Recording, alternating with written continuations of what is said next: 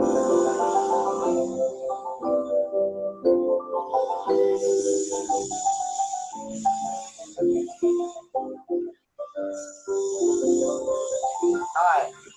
it's a beautiful day in this neighborhood, a beautiful day for a neighbor.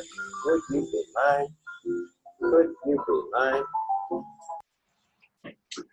Hi, I'm Mr. Jenkin, and I told all of your students, all your kids, that this year my slogan was, if Mr. Rogers can do it, I can do it.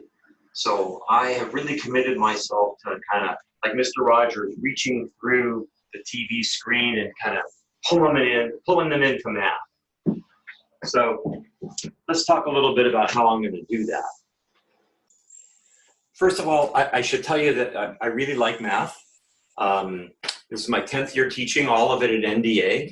Before that, I had my own business for 25 years, but I really like the subjects that I'm teaching. I teach calculus, pre-calculus, and statistics, mostly juniors and seniors, and I really make an effort to get them interested in math.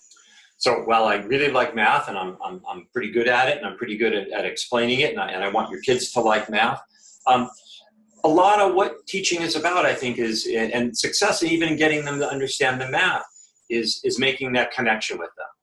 So rather than having them write an essay the first day of school of what I did over the summer, what I like to do and what I've done in past years for back to school night is I've shown them, and I'm going to show you my summer slideshow. So you can get a kind of a picture of what Mr. Jenkin is really all about. So I won't go into quite as much detail as I did with the kids, but I called this Mr. Jenkin's Coronavirus Summer, or Eat, Read, Mom, Play Piano, and Jump Rope. Of course, there were all the protests over the summer, and I was kind of interested in them. And the biggest one actually happened right across the street from my house in Pan Pacific Park, and we wanted to show our support, so we kind of stuck a sign on our front lawn so that people could know where we stood on the issue. And then I read a lot of books. I read 17 books. Actually, I read 18 books. I finished one just before school started, and I showed them. I keep a list of all the books that I read, and I like a lot of different kind of genres. I usually read like a piece of literature and maybe like a nonfiction book, and after I read a couple of those, then I throw in a detective novel, which is something I really like to read, something that goes by pretty quick.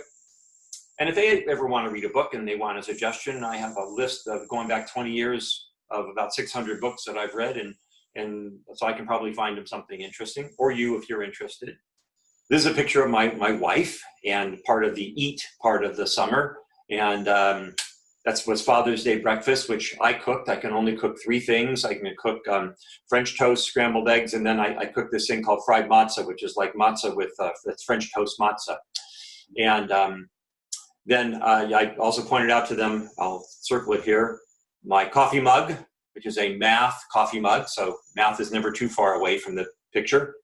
This is my mom. My mom is 92, and we moved her into an assisted living place on March the 11th.